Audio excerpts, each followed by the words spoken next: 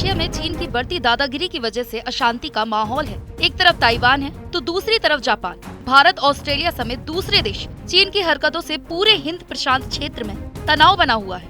आशंका है कहीं चीन के इन्हीं हरकतों की वजह से हिंद प्रशांत क्षेत्र में जंग न छिड़ जाए। चीन की उकसावे वाली हरकतों की वजह से जापान चिढ़ा हुआ है। भारत के साथ उसकी कई बार झड़प हो चुकी है। ताइवान पर तो जबरन अधिकार जमाने पर तुला है। इसके अलावा ऑस्ट्रेलिया, साउथ कोरिया भी चीन से खफा है। छोटे देशों की समुद्री सीमाओं का उल्लंघन करना चीन का शगल बन चुका है। वैश्विक स्तर पर चीन को लेकर ये धारणा बनी हुई है कि वो अपना वर्चस्व कायम रखने के लिए सैन्य ताकत से दूसरे देशों की संप्रभुता और सीमाओं का दमन करता है। इसी महीने तवांग में झड़प हो या ताइवान की घेराबंदी या फिर जापान की सीमा में सैन्य पोतों की घुसपैठ, चीन की इन हरकतों की वजह से हिंद प्रशांत क्षेत्र में अस्थिरता और सैन्य शत्रुता की आशंकाएं बढ़ी हैं। गौरतलब है कि अगर चीन ने ताइवान या जापान के खिलाफ युद्ध छेड़ा तो अमेरिका सीधे तौर पर इस जंग में शामिल होगा।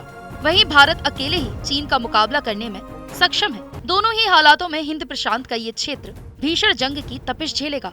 ऐसे में समूचा दक्षिण पूर्व एशिया गंभीर आर्थिक और सैन्य संघर्ष की चपेट में होगा। गौरतलब है कि चीन सागर और पूर्वी चीन सागर के छोटे छोटे देश भी चीन की सैन्य शक्ति का सामना करने के लिए कमर कस रहे हैं। सेनकाकू द्वीप पर चीन अपना दावा ठोकता है, जिसे लेकर जापान कई बार विरोध जता चुका है। उधर ताइवान को भी चीन अपना अभिन्न हिस्सा मानता है और अमेरिकी दखल-अंदाजी का विरोध करता है। ताइवान को लेकर चीन की बढ़ती आक्रामकता को देखते हुए जापान ने भी सैन्य तैयारियां शुरू कर दी हैं। जापान अपनी मिलिट्री पावर में तेजी से बढ़ोतरी कर रहा है। द्वितीय विश्व युद्ध के बाद शांति के मार्ग पर चलने वाला जापान अपने बचाव के लिए जंगी हथियार बना रहा है। मौजूदा वित्तीय वर्ष में जापान ने अपने रक्षा बजट में बढ़ोतरी की है ताकि कई तरह के हथियार खरीदे जा सकें। उधर दक्षिण कोरिया पर भी जबरदस्त दबाव है। यहाँ की सरकार और अमेरिका और चीन के बीच गहराई खाई को पाटते पाटते खुद भी घिर चुकी है। हालांकि साउथ कोरिया अपने पड़ोसी देश नॉर्थ कोरिया के सनकी तानाशाह से परेशान है। जब तक किम जोंग उन मिसाइल झोंक देता है, उधर जापान भी नॉर्थ कोरिया के सनकी तानाशाह से मुकाबले के लिए मिसाइल एयर डिफेंस सिस्टम मजबूत कर रहा है। दक्षिण कोरिया के चीन के साथ भी रिश्ते कुछ खास नहीं है।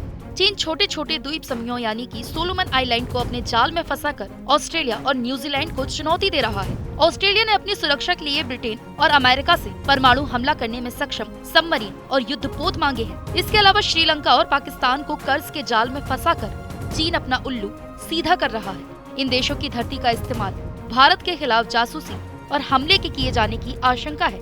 यानी चीन भारत के लिए भी बड़ा खतरा बनता जा रहा है।